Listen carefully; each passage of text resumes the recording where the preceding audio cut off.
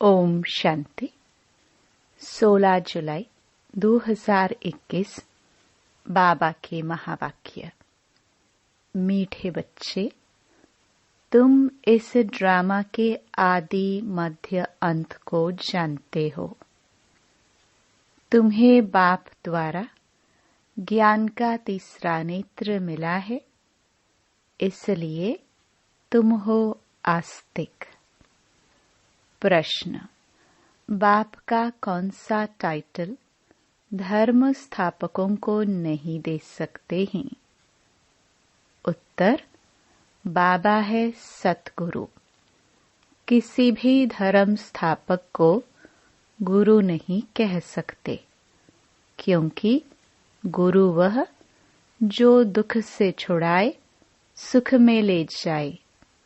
धर्म स्थापन करने वालों के पीछे तो उनके धर्म की आत्माएं ऊपर से नीचे आती हैं, वह किसी को ले नहीं जाते।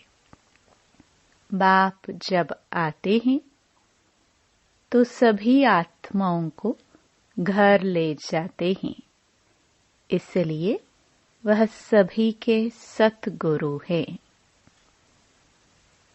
गीत इस पाप की दुनिया से। ओम शांति। मीठे मीठे रूहानी बच्चों ने गीत की लाइन सुनी। यह है पाप की दुनिया। बच्चे जानते भी हैं यह पाप आत्माओं की दुनिया है। कितना बुरा अक्षर है, परंतु मनुष्य यह समझ नहीं सकते कि सचमुच यह पाप आत्माओं की दुनिया है।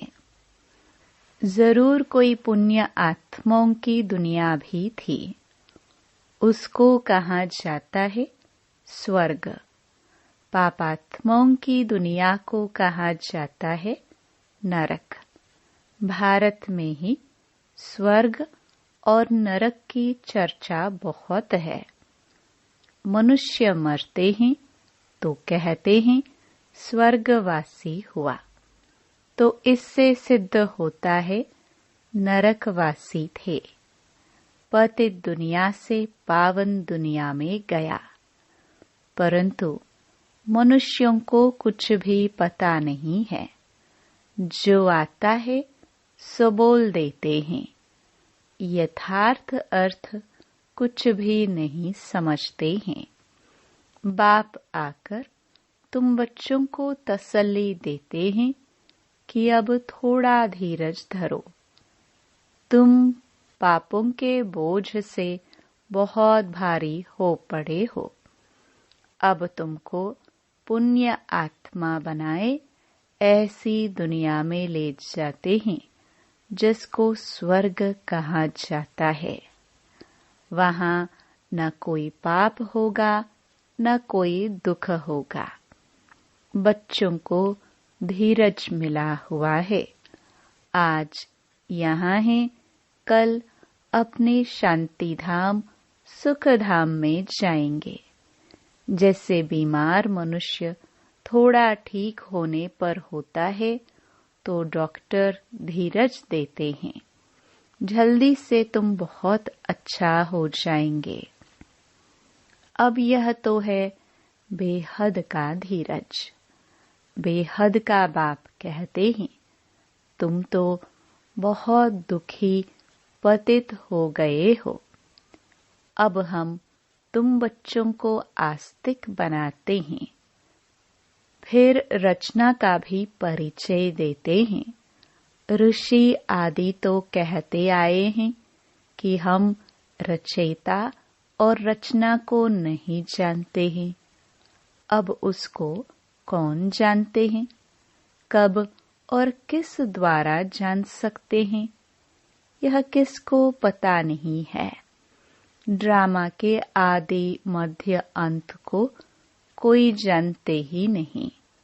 बाप कहते हैं मैं संगम युग पर आकर ड्रामानुसार तुम बच्चों को पहले पहले आस्तिक बनाता हूँ, फिर तुमको रचना के आदि मध्य अंत का राज सुनाता हूँ, अर्थात तुम्हारा ज्ञान का तीसरा नेत्र खोलता हूँ। तुमको रोशनी मिल गई है। आंखों की रोशनी चली जाती है तो मनुष्य अंधे हो जाते हैं। इस समय मनुष्यों को ज्ञान का तीसरा नेत्र नहीं है। मनुष्य होकर उस बाप और रचना के आदि मध्य अंत को नहीं जानते तो उनको बुद्धिहीन कहा जाता है। गीत में भी है, एक हैं अंधे की औलाद अंधे, दूसरे हैं सज्जे। दिखाते हैं महाभारत लड़ाई लगी थी और एक आदि सनातन देवी देवता धर्म की स्थापना हुई थी।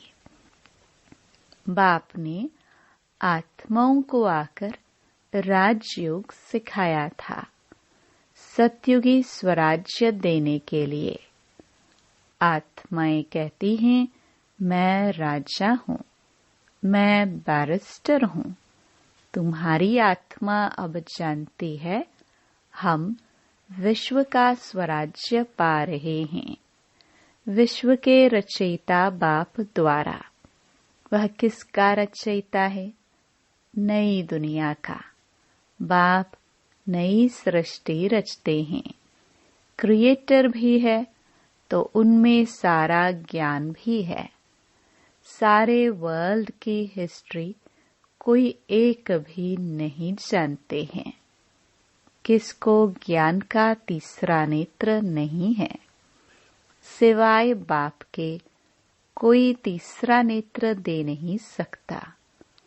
वर्ल्ड की हिस्ट्री, ज्योग्राफी, मूल वतन, सूक्ष्म वतन, स्थूल वतन, यह सब तुम जानते हो।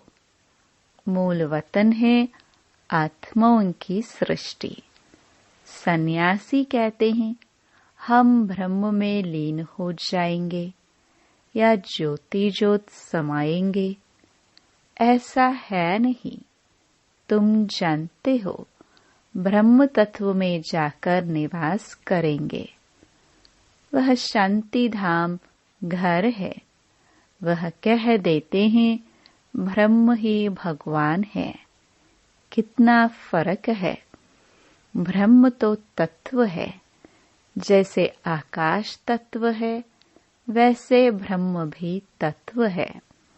जहाँ हम आत्माएं और परमपिता परमात्मा निवास करते हैं उनको स्वीट होम कहा जाता है। वह है आत्माओं का घर। बच्चों को मालूम पड़ा है ब्रह्म तत्व में कोई आत्माएं लीन नहीं होती हैं और आत्मा कभी विनाश को प्राप्त नहीं होती। आत्मा अविनाशी है। यह ड्रामा भी बना बनाया अविनाशी है। इस ड्रामा के कितने एक्टर्स हैं। अभी है संगम युग, जबकि सभी एक्टर्स हाजिर हैं। नाटक पूरा होता है तो सब एक्टर्स, क्रिएटर आदि सब आकर हाजिर होते हैं। इस समय यह बेहद का ड्रामा भी पूरा होता है, फिर रिपीट होना है। उन हद के नाटकों में चेंज हो सकती है। ड्रामा पुराना हो जाता है। यह है बेहद का ड्रामा, अनादि अविनाशी है। बाप त्रिकालदर्शी, त्रिनेत्री बनाते हैं। देवताएं कोई त्रिकालदर्शी नहीं होते हैं। न शूद्र वर्ण वाले त्रिकालदर्शी होते हैं। त्रिकालदर्शी तो सिर्फ तुम ब्राह्मण वर्ण वाले हो। जब तक ब्राह्मण न बने तब तक तीसरा नेत्र ज्ञान का मिल न सके।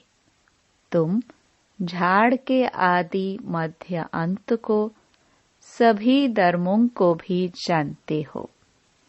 तुम भी मास्टर नॉलेजफुल हो जाते हो। बाप बच्चों को आप समान बनाएंगे ना। ज्ञान का सागर तो एक ही बाप है, जो सभी आत्माओं का बाप है। सभी बच्चों को आस्तिक बनाए त्रिकालदर्शी बनाते हैं। अब तुम बच्चों को सबको यह कहना है कि शिव बाबा आया है, उनको याद करो। जो आस्तिक बनते हैं वह बाप को अच्छी रीति प्यार करते हैं। तुम्हारे ऊपर बाप का भी प्यार है। तुमको स्वर्ग का वर्षा देते हैं। गाया हुआ है कि विनाश काले विपरीत बुद्धि विनश्यन्ति और विनाश काले प्रीत बुद्धि विजयन्ति। गीता में कोई कोई अक्षर सच्चे हैं। श्रीमद् भगवत गीता है सर्वोत्तम शास्त्र, आदि सनातन देवी देवता धर्म का शास्त्र। यह भी समझाया है मुख्य धर्म है ही 4, और जो धर्म वाले हैं वह आते ही हैं सिर्फ धर्म की स्थापना करने। राजाई आदि की बात नहीं। उनको गुरु भी नहीं कह सकते। गुरु का तो काम ही है वापस ले जाना। इब्राहिम, बुद्ध, क्राइस्ट आदि तो आते हैं, फिर उनके पिछाड़ी उनकी वंशावली भी आती है। गुरु वह जो दुख से छुड़ाए और सुख में ले जाए। वह तो सिर्फ धर्म स्थापन करने आते हैं। यहाँ तो बहुतों को गुरु कह देते हैं। ब्रह्मा, विष्णु, शंकर को भी गुरु नहीं कह सकते। एक शिव बाबा ही सर्व का सद्गति दाता है। पुकारते भी एक राम को हैं। शिव बाबा को भी राम कहते हैं। बहुत भाषाएं हैं, तो नाम भी बहुत रख दिए हैं। असुल नाम है शिव। उनको सोमनाथ भी कहते हैं। सोमरस पिलाया अर्थात ज्ञान धन दिया। बाकी पानी आदि की तो बात ही नहीं। तुमको सम्मुख नॉलेजफुल ब्लिसफुल बना रहे हैं। बाप तो ज्ञान का सागर है। तुम बच्चों को ज्ञान नदियां बनाते हैं। सागर एक होता है। एक सागर से अनेक नदियां निकलती हैं। अभी तुम हो संगम पर। इस समय यह सारी धरती रावण का स्थान है। सिर्फ एक लंका नहीं थी। सारी धरती पर रावण का राज्य है। राम राज्य में बहुत थोड़े मनुष्य होंगे। यह सिर्फ अभी तुम्हारी बुद्धि में है। बाबा ने समझाया है, मैं 3 धर्मों की स्थापना करता हूँ। ब्राह्मण, देवता, क्षत्रिय, फिर वैश्य, शूद्र वर्ण में, और सभी आकर अपना अपना धर्म स्थापन करते हैं। अनेक धर्मों का विनाश भी कराते हैं। भारत में त्रिमूर्ति का चित्र भी बनाते हैं, परंतु उसमें शिव का चित्र गुम कर दिया है। शिव से ही सिद्ध होता है कि परमपिता परमात्मा शिव ब्रह्मा द्वारा स्थापना, विष्णु द्वारा पालना कराते हैं। उनको करन करावनहार कहा जाता है। खुद भी कर्म करते हैं तुम बच्चों को भी सिखलाते हैं। कर्म, अकर्म, विकर्म की गति भी समझाते हैं। रावण राज्य में तुम जो कर्म करते हो वह विकर्म बन जाता है। सतयुग में जो कर्म करते हो वह अकर्म हो जाता है। यहाँ विकर्म ही होता है क्योंकि रावण का राज्य है। सतयुग में 5 विकार होते ही नहीं। एक एक बात समझने की है और सेकंड में समझाई जाती है। ओम का अर्थ वो लोग तो बहुत विस्तार से समझाते हैं। बाप कहते हैं ओम माना अहम आत्मा, और यह मेरा शरीर। कितना सहज है। और तुम समझते हो हम सुखधाम में जा रहे हैं। कृष्ण के मंदिर को सुखधाम कहते हैं। है भी कृष्णपुरी। माताएं कृष्णपुरी में जाने के लिए बहुत मेहनत करती हैं। तुम अभी भक्ति नहीं करते हो। तुमको ज्ञान मिला है और कोई मनुष्य मात्र में यह ज्ञान नहीं है। मैं तुमको पावन बनाकर जाता हूँ, फिर पतित कौन बनाते हैं यह कोई बता ना सके। सब मेल अथवा फीमेल भक्तियां हैं, सीताएं हैं। सबकी सद्गति करने वाला बाप है। सब रावण की जेल में है। यह है ही दुख धाम। बाप तुमको सुख धाम का मालिक बनाते हैं। ऐसे बाप को 5000 वर्ष बाद सिर्फ तुम देखते हो। लक्ष्मी नारायण की आत्मा को अब नॉलेज है। हम छोटेपन में यह कृष्ण हैं, फिर बड़े बनेंगे, ऐसे शरीर छोड़ेंगे, फिर दूसरा लेंगे, और कोई को यह नॉलेज नहीं है। बाप कहते हैं तुम सब पार्वतिया हो। शिव बाबा तुमको अमर कथा सुना रहे हैं, अमर बनाने के लिए, अमर लोक में ले जाने के लिए। यह मृत्यु लोक है। तुम सब पार्वतिया अमरनाथ द्वारा अमर कथा सुन रही हो। तुम सच सच बनते हो। सिर्फ बाप को याद करने से तुम्हारी आत्मा अमर बनती है, जहाँ दुख की बात नहीं होती। जैसे सर्प एक खाल छोड़ दूसरे लेती है। यह सब मिसाल यहाँ के हैं। भ्रमरी का मिसाल भी यहाँ का है। तुम ब्राह्मण क्या करते हो? विकारी कीड़ों को बदल देवता बनाते हो। मनुष्य की ही बात है। भ्रमरी का तो यह एक दृष्टांत है। तुम ब्राह्मण बच्चे अभी बाप द्वारा अमर कथा सुन रहे हो।